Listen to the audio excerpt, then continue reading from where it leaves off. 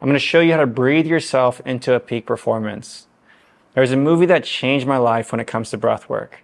It's about this doctor who's trying everything that he can in order to control his state, because he knows that if he gets angry or upset, it's going to be bad for every single person around him, including himself.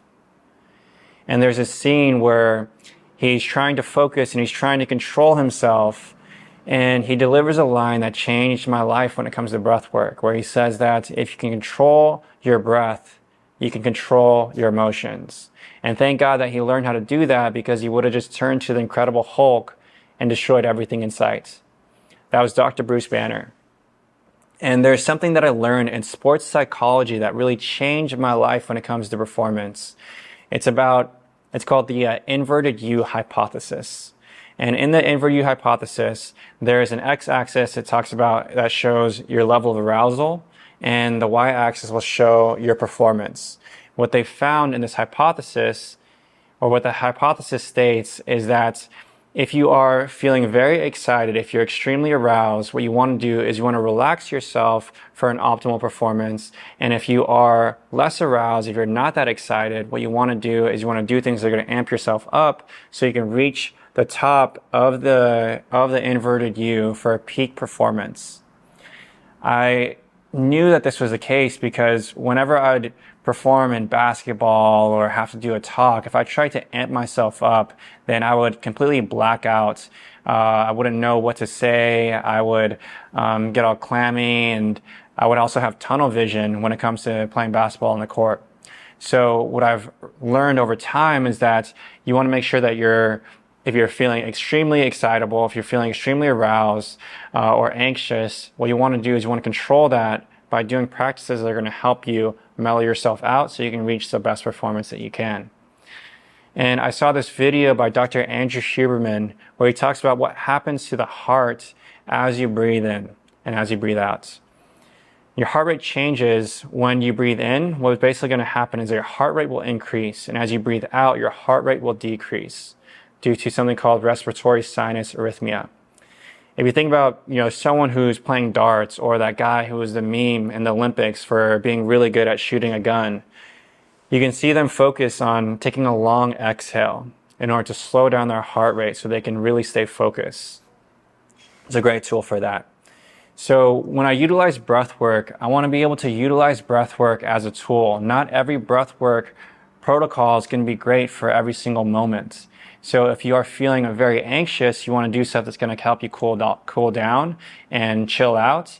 If you're feeling less motivated and not aroused at all, what you want to do is you want to do things that are going to amp yourself up. So due to respiratory sinus arrhythmia, what you want to do if you're feeling low on the arousal is that you want to make sure that you're breathing in a way that's going to increase your heart rate. So what you'd want to do is you want to practice something where you'd breathe in for 6 and out for 2. So you want to forcefully breathe in and out, nice and controlled. Okay, so let's do this a few times. We're going to breathe in for a count of 6, and we're going to exhale out for a count of 2. Let's do 3 together. In 3, 2, 1. In and out. In and out. In and out.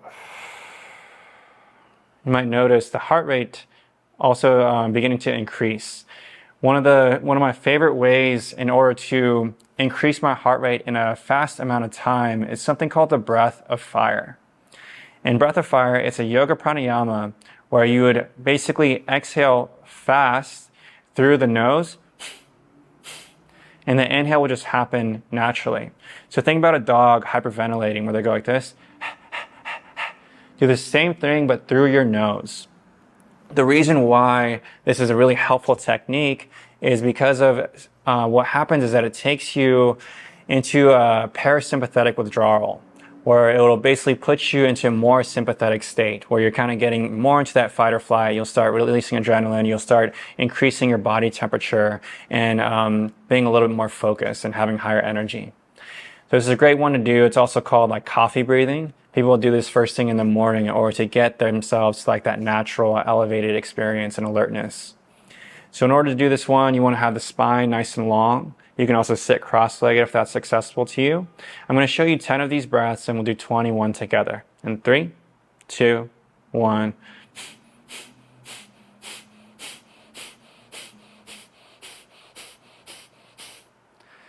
So let's practice 21 together. In 3, 2, 1.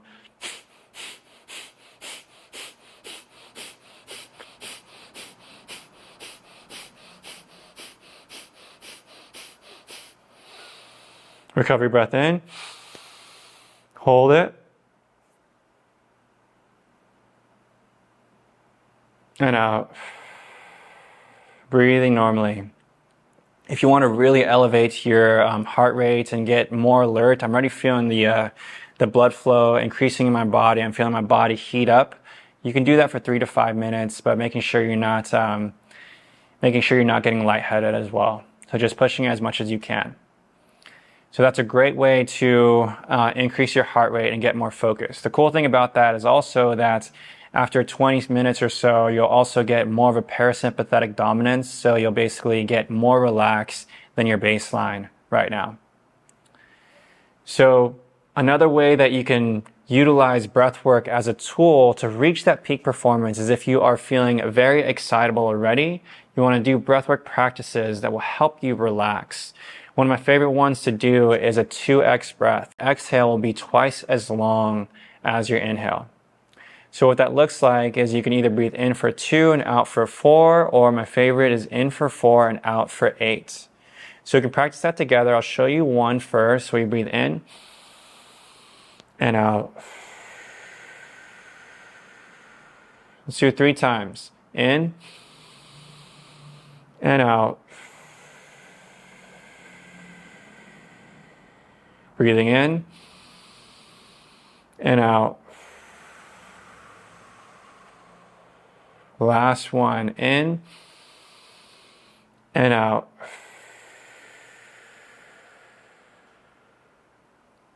You can already start to feel yourself calm down because your heart rate will decrease as you exhale out.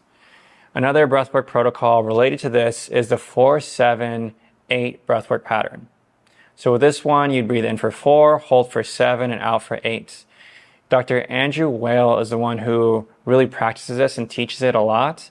And he said it's a great way to immediately take care of your stress, but also help you prepare yourself for sleep. He said for this one, you only want to practice about 4 times when you're first starting off. So what you would do is you would go inhale for 4, hold for 7, and out for 8. Let's go and practice this together 3 times. In 3, 2, 1. In. Hold. And out.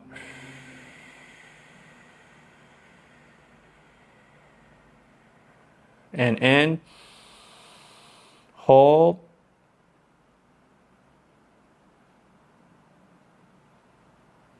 And out. Beautiful. One more. In.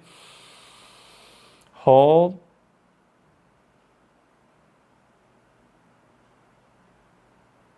And out.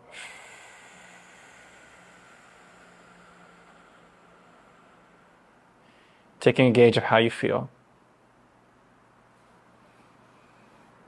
Hopefully feeling a lot more relaxed already. The last breathwork practice that I'll show you is the cyclic sighing or physiological sigh, which is popularized by Dr. Andrew Huberman, a neuroscientist from Stanford. For this breathwork pattern, what you want to do is you want to breathe into the diaphragm, into the heart, or just do one where you breathe in halfway and then a little bit more and out.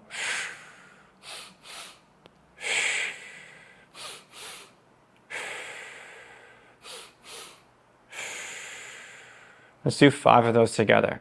In 3, 2, 1.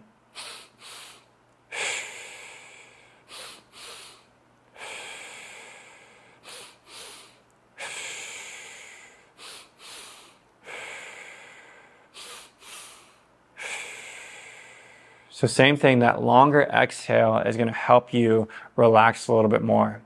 I wrote a really great article by Stanford Medicine, including Dr. David Spiegel, as well as Dr. Andrew Huberman. And what they notice is that if you have 5 minutes to practice something, breathwork practices will be able to give you a lot more bang for your buck than just a mindfulness meditation. So he said that breathwork initiatives, breathwork interventions outperformed mindfulness meditation when it came to elevating your mood and decreasing your stress. Another thing that happens when you do breathwork is that all breathwork is focus work. And when you're doing this type of focus work, you're starting to build an interoception awareness, where you're starting to know what's going on inside of your body, and you're going to be better at figuring out what are you needing in that very moment. So like I said, breathwork practices are good, but you can make them great when you start to notice, what are you trying to get out of that? Are you trying to elevate your energy? Are you trying to be more excited? Or are you trying to relax yourself and slow down your heart rate? So what you want to do is you want to first figure out where you are on the scale of arousal and start figuring out what kind of breathwork that you need in order to reach your peak performance. So that's all I got for you. Hopefully this helps you. Sending you a big old peace sign and lots of love. I appreciate you, and have a beautiful rest of your day. Thanks, fam.